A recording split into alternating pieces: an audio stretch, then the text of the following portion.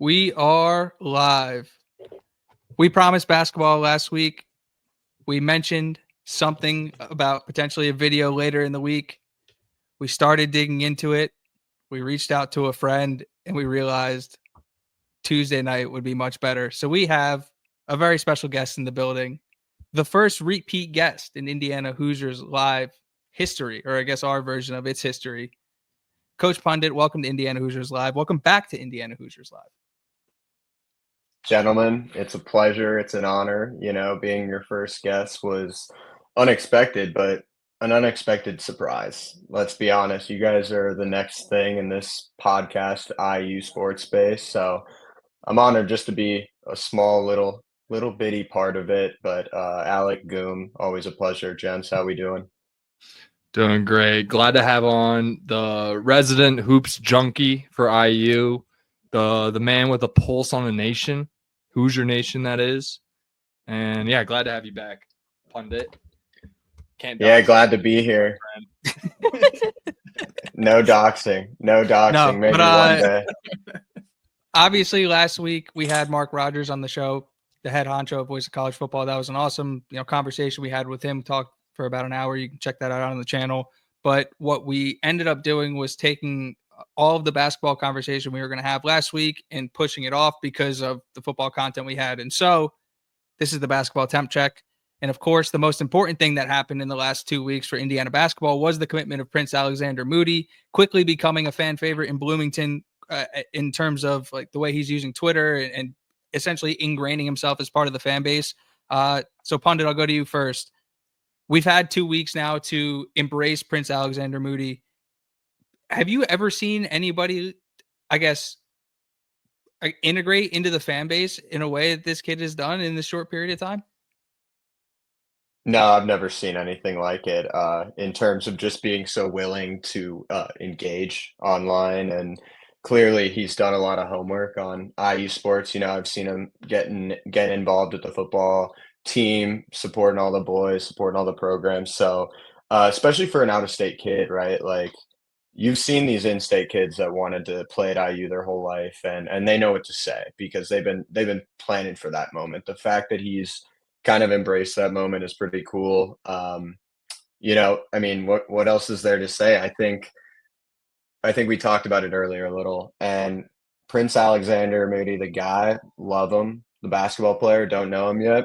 I can't really tell much from his film, right? Like it's not a if he wasn't doing the Twitter shtick, I don't think there would be like that much excitement about him. And that's not, saying he's a bad player at all, but more just like he's a 4-year guy. It looks like he needs some development. It looks like in terms of basketball, like it's going to take a little while to get going, but also the attitude is there. And I know it's what a lot of fans have been hoping for, something like that, someone that really is bought in. Yeah, in this era of NIL and transfer portal, like the idea of him being a 4-year guy is very in the realm of possibility, even if he is good right away, like as a freshman or a sophomore. Like even if he contributes immediately, he could still end up being at IU for 3-4 years with NIL. And obviously with the portal being in play, he could bring in good players to build around him if he is that star.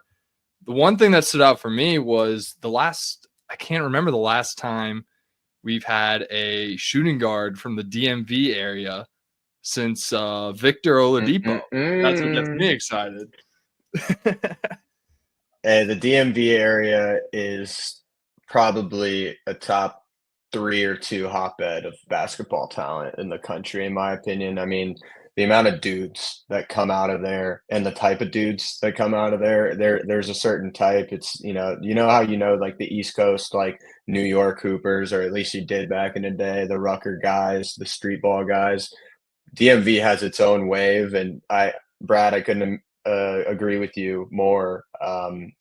Victor being a DMV guy, you do see some similarities there. So no, it's cool, and it's never a bad thing to get a 4-star recruit that clearly wants to play ball at IU. Yeah, 100%. You get a team full of 4 stars. You're going to be in the running to make a run in March, which is kind of a little different than what we see on this current roster. As I'm live making my little depth chart on my notebook. What's interesting about this team is that, we're coming in. It's it's something we haven't really seen before. Maybe you could argue the Archie era was a little bit like this. Well, hold on, Brad. I want to pause you real quick Yeah. if you're going to jump into the roster because I want to I was talk. gonna jump into the team now. Okay, cool. So, I wanted to pause you real reel quick me because I in. want to talk about Coach Kenny Johnson, who Okay. was instrumental in this recruitment of Prince-Alexander Moody. I believe it was a picture of the two of them back when Coach was at URI. I think was the one I saw, something like that. But their relationship goes way back, and so you just kind of in the short amount of time you look at Kenny Johnson, the recruiter and the relationship builder. You look at somebody like Rod Clark, the recruiter, the relationship builder. Very, very quickly, we're seeing meaningful impacts from these assistant coaches. It's like that's a huge green flag. So I guess pundit, what I guess were your takeaways, and Yeah. how does that? How do you feel like that's impacting recruiting in both? I guess, yeah. So how? No, on Kenny, and specifically in Kenny's case, I mean, Kenny, he coached at IU under Crean, and he was a recruiting G. Like he was out there on the trail. He formed great relationships.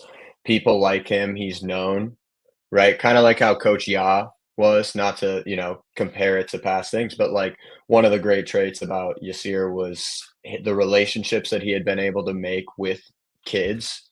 It's an important thing, and it's a lost art nowadays, especially when the bag is involved, and, you have agents at 16, so having someone like Kenny back on staff, I was probably 15 years old, 16 years old when Kenny was on the last staff, and I still knew who he was. Maybe that's because 'cause I'm a Hoosier junkie, but also, those Korean staffs, they did a good job of finding talent and, really raising it. So I love the hire. It was out of nowhere, to be honest. Like I would have never expected that Kenny Johnson was coming back to IU, but it's a pleasant surprise for sure. Yeah, and if my memory is correct from that era, I believe Victor Oladipo and OG Anunoby, who were by far the most successful NBA players from that era, were both 3 stars coming out of high school. The Big Handsome obviously was a highly touted 5-star coming out. All those brothers were. Uh, but what would you say in terms of Kenny now getting what I would call an upper level recruit as opposed to maybe a Victor and an OG? Like, what kind of impact do you see that continuing moving forward? Is he gonna, stay with the old time, still find Yeah. diamonds in the rough? Like, what do you think? No, definitely. I think his ability, I mean, when you show it off the bat, right? Like he's been on the staff, what, a month? He was announced a few weeks ago.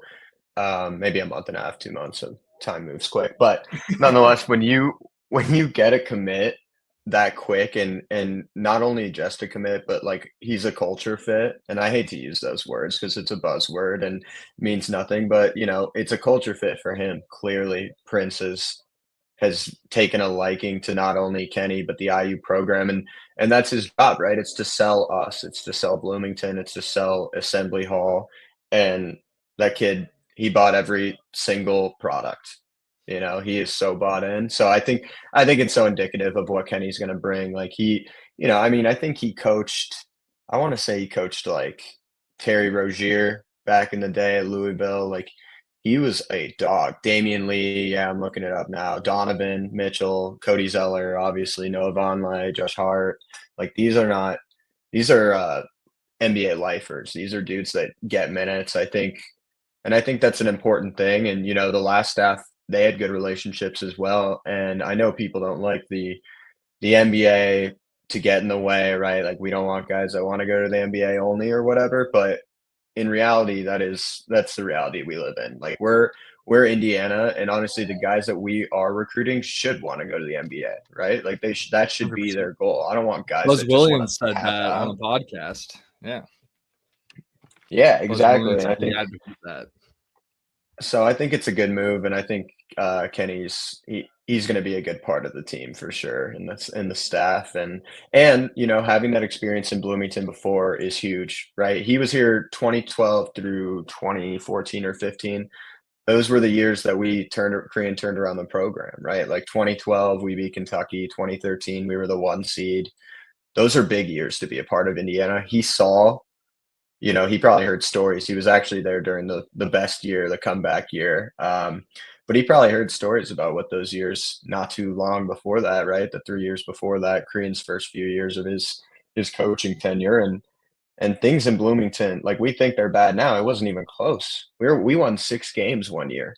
So for him to be a part of a turnaround in Bloomington, it's pretty cool. And I think it's going to bridge the gap really well. And he could hopefully be there for Coach Deves when it eventually, no matter what, the first sign of turmoil is going to create a reaction, whether it's positive, whether it's negative. So to have someone that's there, that's seen this before, I think it's huge. Yeah, and I think one thing that really stood out to me from what you were saying was like the idea of selling Bloomington. And I don't know, I don't want to call like a particular person out over the past 8 years since basically post Crean.